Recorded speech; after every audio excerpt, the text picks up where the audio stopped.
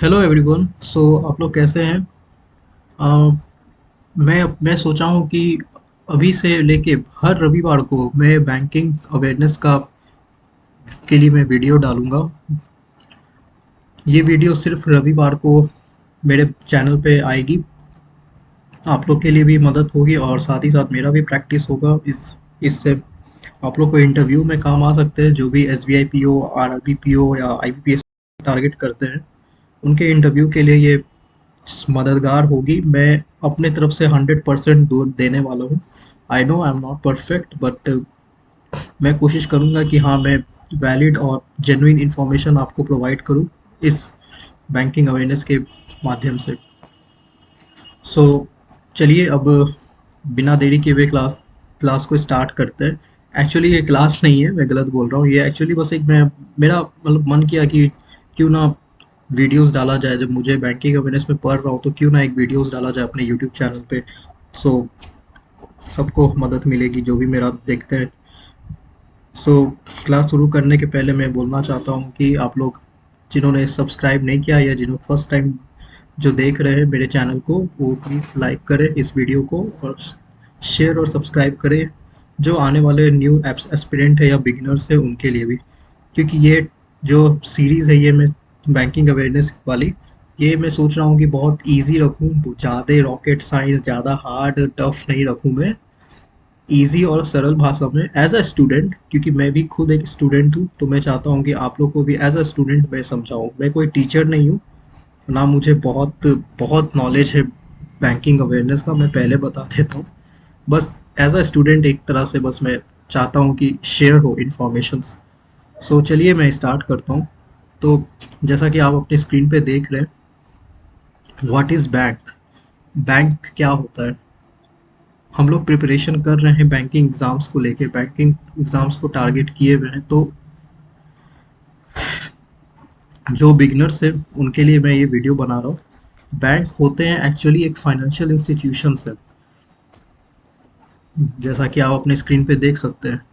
ये एक financial institution है जो जिनका बेसिक काम अगर मैं बोलूँ तो डिपॉजिट लेना है कस्टमर से या फिर ऑर्गेनाइजेशन से, और उसके बदले उनको जितने मतलब उसके बदले आपको इंटरेस्ट प्रोवाइड करवाना, ये बैंक का बेसिक फंक्शन होता है।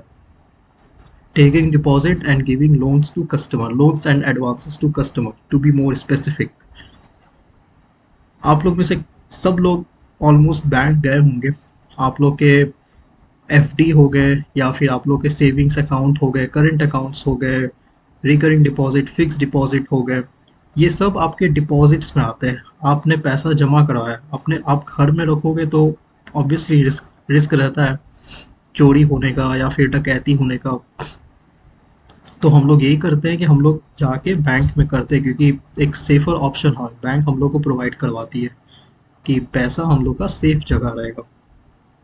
तो बैंक तो अब देखो, अब जैसे बैंक तो अब ये डिपॉजिट ली हम लोग से, अब हम लोग को उसके बदले वो इंटरेस्ट के रूप में हम लोग को देती है पैसा। जैसे अगर मान लो मैं सेविंग अकाउंट खुलवाता हूँ बैंक में या फिक्स डिपॉजिट करवाता हूँ, तो जितने साल के लिए कराओ, चाहे 1 साल के लिए कराओ या 2 साल के लिए, वो खैर मैं बाद के आने वाले वीडियोस में फिक्स डिपॉजिट और सेविंग अकाउंट, करंट अकाउंट, ये सब मैं बताऊंगा। फिलहाल अभी ये जान लो कि मुझे इंटरेस्ट मिलता है, बैंक मुझे इंटरेस्ट देती है। बहुत कम इंटरेस्ट होता है, बहुत कम रेट का इंटरेस्ट होता है, 5% 4% ऐसा रहता है हर बैंक का, बट वो मुझे इंटरेस्ट देती है। तो मैं वहाँ पैसा जमा कराया हूँ, मेरा सेफ है वहाँ पे पैसा। और दूसरा लाइन लिखा है कि ये लोन बैंक प्रोवाइड करवाता है कस्टमर को या ऑर्गेनाइजेशंस को। इसका मतलब ये होता है कि कोई भी, जैसे कोई भी एक पर्सन है जो कस्टमर है, जिसको घर खरीदना है, जिसको गाड़ी खरीदनी है, या फिर जिसको विदेश में जाके पढ़ाई करनी है, अभी उसके पास कोई पर्सनल सेविंग्स है नहीं एज सच, तो वो क्या करेगा? वो या तो आदमी के पास जाएगा लोन लेने के लिए, बट आदमी ऑब्वियसली बोल हिचकिचाएगा देने में कि यार ये कैसा बंदा है, मैं दूंगा तो क्या ये मतलब लौटा पाएगा मुझे? या फिर वो बंदा जो कस्टमर है वो बैंक के पास जाएगा, बैंक उसका पूरा डॉक्यूमेंटेशंस करेगी कि क्या ये बंदा सच में हम मेरा पैसा चुका सकता है आगे चल के, उसका पूरा देखेगी कि वो कहीं पे काम करता है या सेल्फ एम्प्लॉयड है, उसका जो फाइनेंशियल हिस्ट्रीज है वो देख चेक करेगा, सिविल स्कोर, ये सब बहुत ही चीज़ चेक करेगा। मैं आने वाली वीडियोस में बताऊंगा, बस एक ये टर्म मैं बता रहा हूँ कि क्या क्या प्रोसेस होता है। और ये सब मिला के, ये सब चीज़ को देख के बैंक फिर उस बंदे या फिर कोई भी कंपनी को लोन देती है। लोन बहुत तरह के होते हैं, जैसे होम लोन हो गया, एजुकेशन लोन हो गया, कार लोन हो गया, पर्सनल लोन हो गया, और भी तरह तरह के लोन्स होते हैं। और बैंक इस पे ना इंटरेस्ट चार्ज करती है। लाइक आपको मैं 100 रुपये ऐसा लोन देता हूँ, तो उस पे भी कुछ इंटरेस्ट बैंक चार्ज करेगी। तो आप अगर बैंक को लौटाओगे तो वो 100 रुपये तो आप लौटाओगे ही, प्लस जो आप इंटरेस्ट जितना आप पे चार्ज किए वो उतना इंटरेस्ट आपको आपको बैंक को देना होगा। तो वो जो आप बाकी का इंटरेस्ट जो देते हो ना बैंक को, वो एक्चुअली बैंक का प्रॉफिट होता है। ठीक है। तो बैंक चाहती है कि मेरा लोन जो बना रहा है, लोन का रेशियो अच्छा बना रहा है, मतलब मेरा जो लोन देने का शक्ति है या क्षमता है वो बढ़िया बना रहा है, ताकि बैंक को ऑब्वियसली उससे प्रॉफिट होता है, उस इंटरेस्ट से जो आप प्रोवाइड करते हो। लाइक होम लोन अगर लेने जाता है कोई 65 लाख का, तो 8% या 8 पॉइंट समथिंग इंटरेस्ट रेट उस पर चार्ज करती है, तो वो 65 लाख तो कस्टमर देगा ही बैंक को, प्लस जितना भी 8% 9% इंटरेस्ट है वो भी कस्टमर देगा। तो वो जो 8% 9% इंटरेस्ट रेट जो हुआ वो एक्चुअली बैंक का प्रॉफिट हुआ। तो बैंक का बेसिक काम यही है, to take deposit from the customer organisations and give loan. ये तो हो गया बेसिक। अब इसके अलावा बैंक सिर्फ ये नहीं, बाकी बहुत सारी चीज़ें करती है। आप अपने स्क्रीन में देख सकते हो कि ये लॉकर सर्विस भी प्रोवाइड कराती है। जैसे कि आपको कोई, आपके पास गोल्ड है, तो आप गोल्ड को आप घर में रखोगे तो ऑब्वियसली बहुत रिस्की हो जाता है।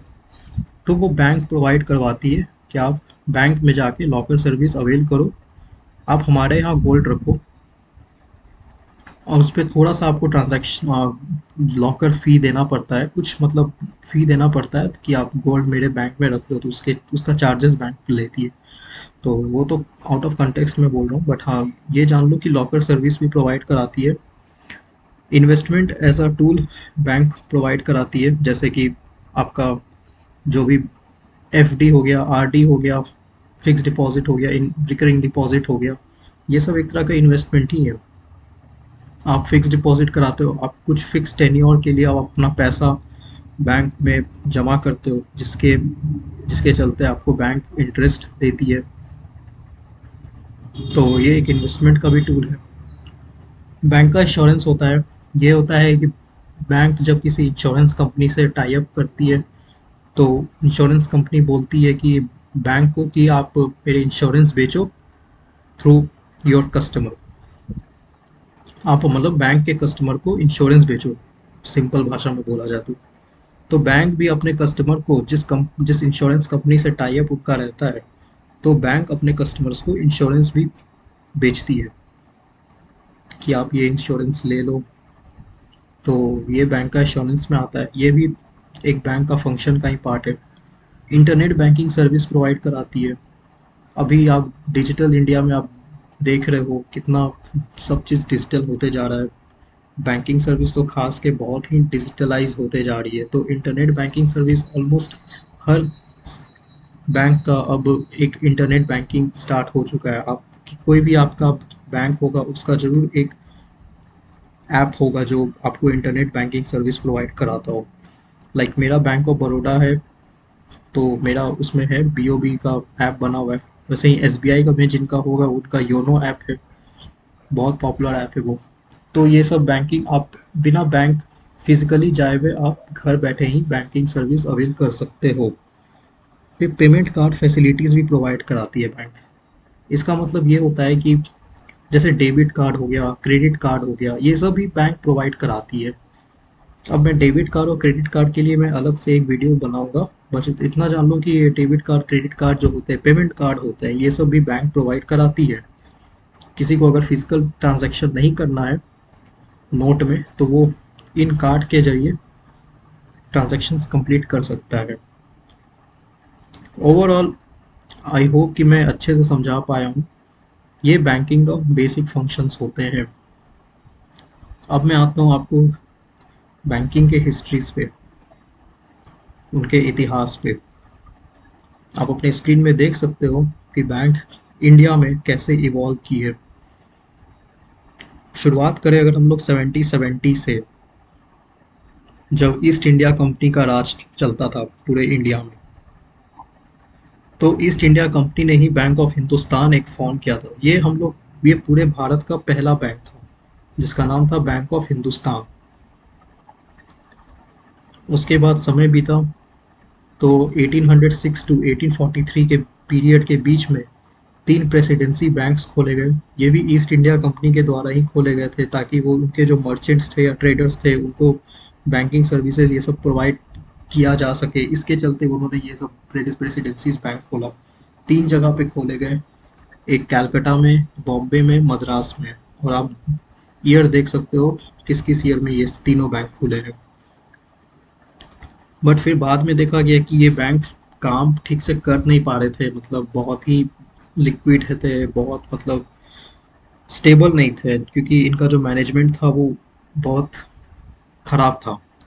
तो इस वजह से फिर 1921 में ये तीनों बैंक को मर्ज किया गया और फिर इंपीरियल बैंक ऑफ इंडिया बनाया गया 1921 में। ये इंपीरियल बैंक ऑफ इंडिया बना।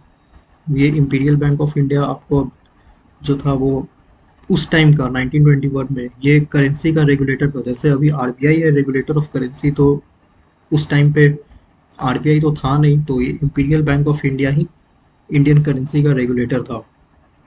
बट ये जो बैंक था इंपीरियल बैंक ऑफ इंडिया, ये इसका कंप्लीटली ये फोकस था प्रॉफिट मेकिंग पे। इसको पब्लिक वेलफेयर ये सबसे कोई मतलब नहीं था। ऑब्वियसली ये ब्रिटिश द्वारा खोला गया बैंक था, तो ऑब्वियसली ये pure pure profit driven bank था। इसको पब्लिक वेलफेयर से कोई मतलब नहीं था। उसके बाद क्या होता है कि हिल्टन यंग कमीशन का रिकमेंडेशन आता है। हिल्टन यंग कमेटी, आप लोगों ने कभी ना कभी नाम सुना होगा अगर आप लोग बैंकिंग अवेयरनेस किसी भी टीचर से पढ़ते हो तो। उसके बाद ये कमीशन में बोला गया कि एक सेंट्रल बैंक खोला जाए इंडिया में जो पूरे बैंक को रेगुलेट करे।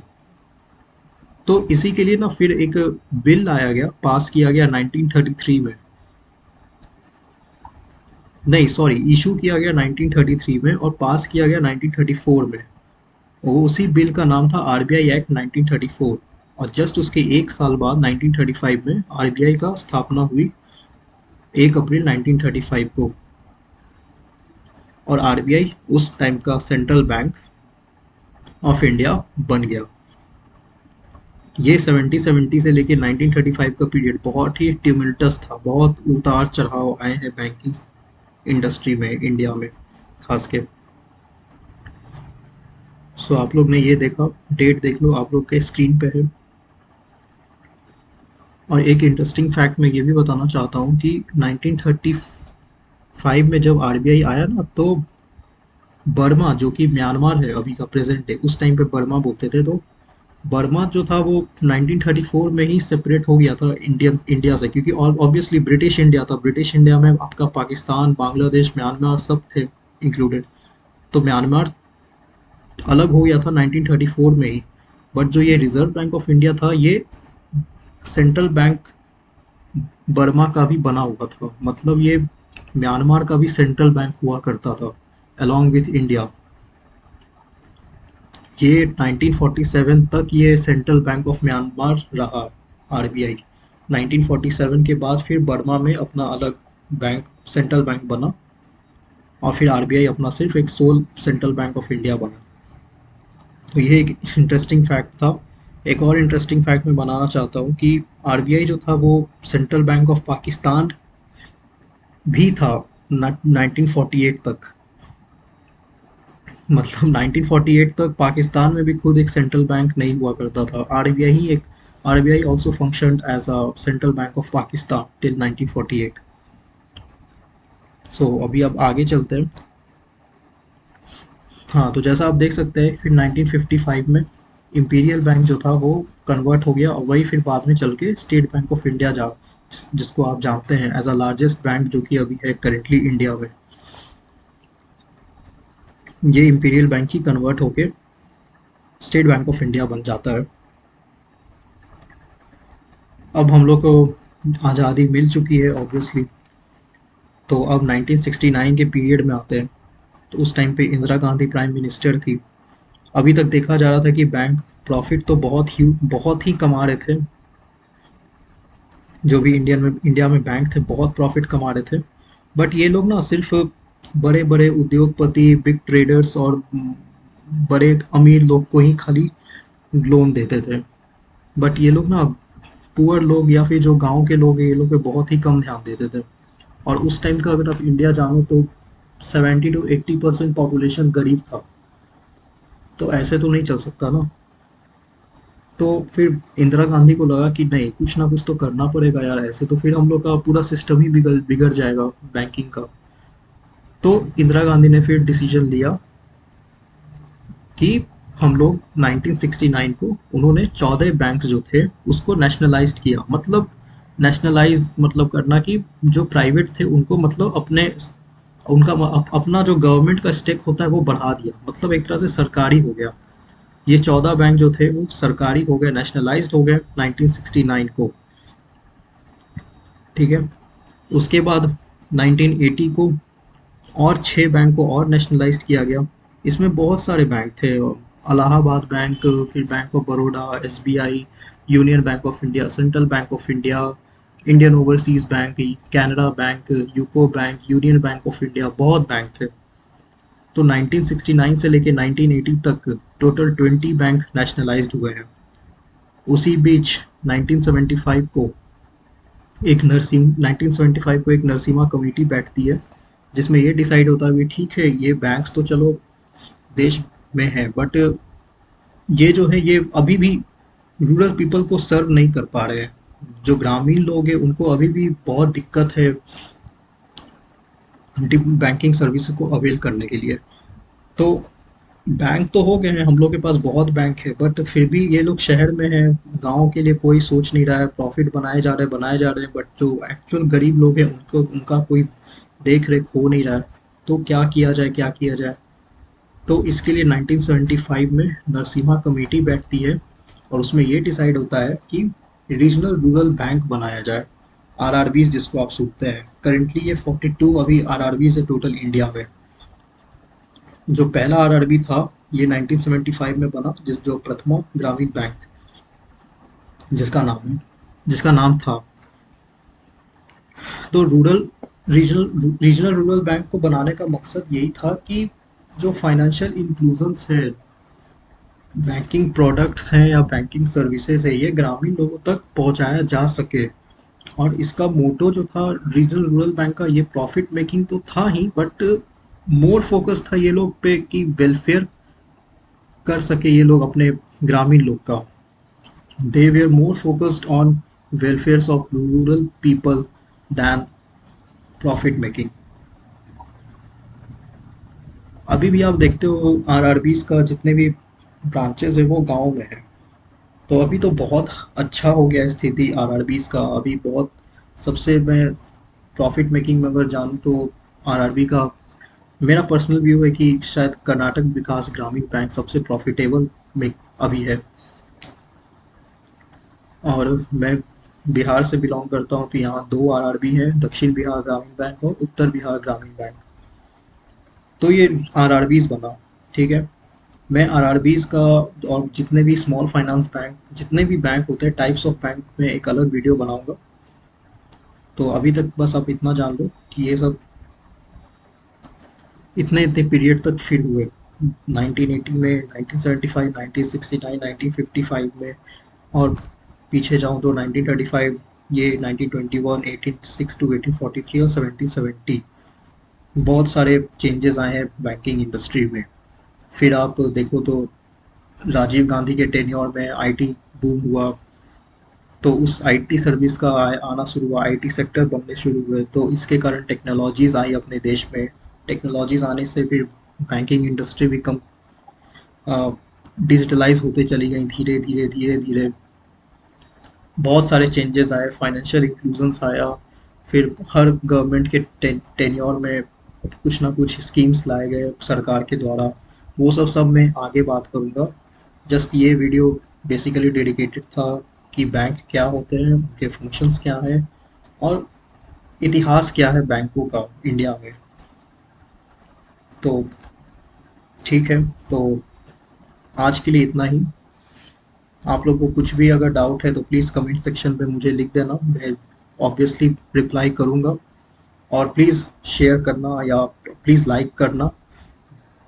बाकी अपने फ्रेंड या कलीग जो भी प्रिपरेशन कर रहे हैं बैंकिंग का, उनको भी सजेस्ट करना कि मेरा चैनल ये वीडियो देखें, क्योंकि मैं आज ये शुरुआत कर रहा हूँ और आगे हर संडे को मैं बैंकिंग अवेयरनेस की क्लास डालूँगा। सो ठीक है, all the best and thank you.